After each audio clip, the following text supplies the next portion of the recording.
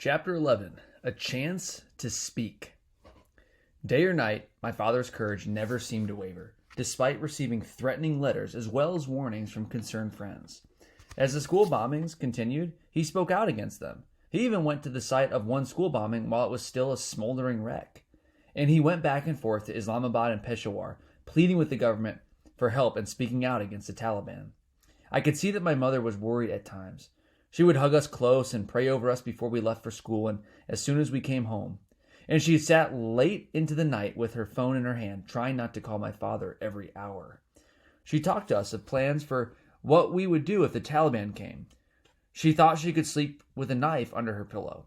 I said I could sneak into the toilet and call the police. I thought of the magic pencil I used to pray for. Now would be as good a time as any for my prayer to finally be answered. Back at school, my friends and I wondered what we could do. So Madam Maryam and my father worked with us on essays and speeches in which we expressed our feelings about the Taliban's campaign to destroy girls' schools and about how much our own school meant to us. We planned an assembly where we could make our speeches. We called it a peace rally, but it was just going to be a handful of us upper school girls. The day of the assembly, a Pashto TV crew arrived at our school. We were excited and surprised. We didn't think anyone would care about what a group of girls had to say about peace. Some girls were nervous, but I had given a few interviews by this time, and I was a bit more comfortable in front of the camera. Although, truth be told, I did still get nervous. We were a democracy at the Kushal school, so every girl would get a chance to speak.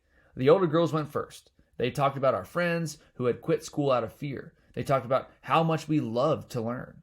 Then it was Maniba's turn. Maniba, our public speaking champion, stepped to the front and spoke like a poet. "We Pashtuns are a religion-loving people," she said.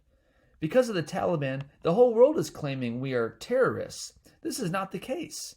We are peace-loving. Our mountains, our trees, our flowers, everything in our valley is about peace." After Maniba spoke, it was my turn.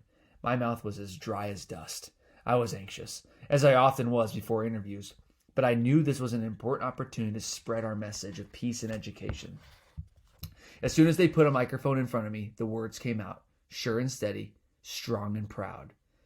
"This is not the Stone Age," I said, "but it feels like we're going backward. Girls are getting more deprived of our rights."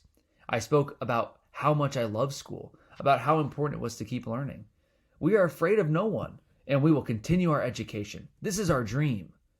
And I knew in that instant that it wasn't me, Malala, speaking. My voice was the voice of so many others who wanted to speak but couldn't. Microphones made me feel as if I were speaking to the whole world. I had talked to only local TV stations and newspapers, but still, I felt as if the wind would carry my words, the same way it scatters flower pollen in the spring, planting seeds all over the earth. And I had started a funny habit. I sometimes found myself looking in the mirror and giving speeches. Our house was often full of relatives from Shangla who came to Mingora when they needed to go to the doctor or do some shopping.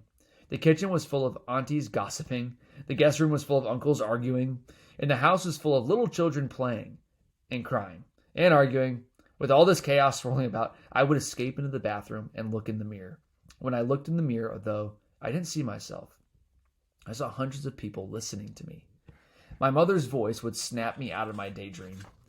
"Pisho," she'd say, "what are you doing in there? Our guests need to use the bathroom." I felt quite silly sometimes when I realized I was giving a speech to a mirror in the toilet. "Malala," I would say to myself, "what are you doing?" Maybe I thought I was still that little Malala who lectured in an empty classroom. But maybe it was something more. Maybe that girl in the mirror, that girl who imagined speaking to the world, was the Malala I would become. So throughout 2008, as our SWAT was being attacked, I didn't stay silent. I spoke to local and national TV channels, radio, and newspapers. I spoke out to anyone who would listen.